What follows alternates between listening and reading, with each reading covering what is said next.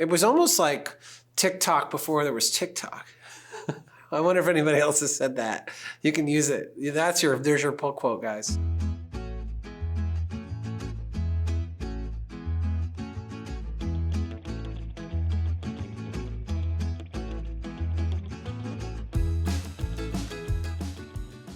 I knew this was going to come up. PechaKucha. PechaKucha.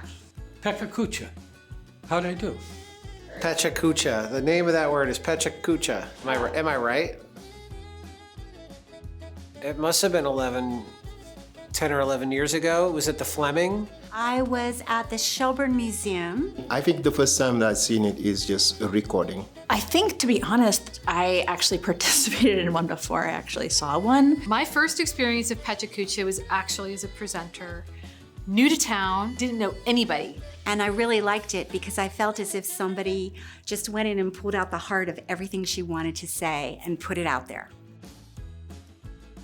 My PechaKucha presentation was around the role of art, culture, and speaking truth to power. It was about my journey as a dancer in Vermont specifically. I did a project, another photography project called Ruminations, where I'd taken 10,000 pictures of my bedroom. I asked the audience to move around. They had different things to smell. They had different things to think about. It was about my artwork, about giant Asian girls, based on how Asian woman feels in America. My first PechaKucha presentation was about Media Free Week, which was this thing that my family did where we take a week off of media every month. For the past 10 years, I've been photographing cars and trucks. And the people who get involved with these specialty cars and trucks are filled with passion. My presentation was mostly about talking about my life and also what I do, where I come from, because as you can tell, I have an accent. I'm not originally from here, but I'm a community builder. The city of Burlington was kind of revamping the Plan B TV South End. And so my collaborator and I worked with some folks who were living in low-income housing to make sure that their voices were included. And then we created a mural project. So my presentation, long story short, was about learning to pay attention and practicing that. And the way that I practiced doing that was to basically follow different people unbeknownst to them around Burlington. So my presentation was about creativity as a way to think, not just as a way to be creative, and creativity not being something you do before you design, but as you continue to design. I've probably done like 6, 8 maybe. Yeah, I did one on ceilings.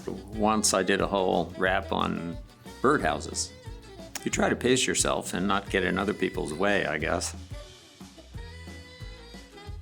The first time, it felt like 10 seconds and 10 minutes all at the same time. Super fast. And it was like a ride. It felt like a little bit of a roller coaster ride. It was so uncomfortable, but the digesting of information and sharing in an eloquent way happened really fast, like I was catching up with myself. One picture, 20 seconds, was very rushed. And I think the adrenaline goes up when there are people in front of you. If you can just kind of roll with it, it somehow doesn't seem quite as uncomfortable. I think when I was getting ready to go on stage, I was a little nervous.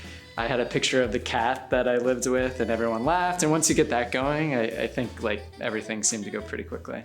I really used the 6 minutes and 40 seconds as a structure. It's kind of the sandbox to play within. And that practice was one of the most meaningful practices and experiences I've had in a really long time. Just for the sheer joy of being up there on stage, it kind of justifies all this pain and angst that you've gone through, not just in the preparing it, but some of the projects take a long, long time, and you're building it up and you're not showing it to anybody and you're wondering is it worth it? That's just human instinct.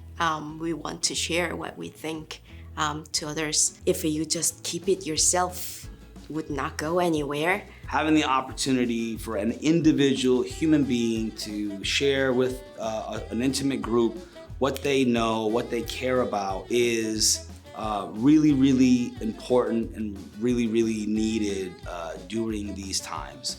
It gives other people validation that maybe the shared passion exists. And I think it gives permission for anything to be exhilarating. Yes, I would. I would, absolutely. I did it again, December 31st, 2019. Oh yeah, for sure. Yeah, yeah, I would. Yeah, I would do it again. I would do it again. Yeah. Totally, absolutely. I can't wait to do it again. I would happily do it again. I would love to do it again. Of course, like, would I do it again? Of course. I would definitely do this again. I thought it was really fun. Would I do it again? Absolutely. It's a marvelous discipline, and it's really fun.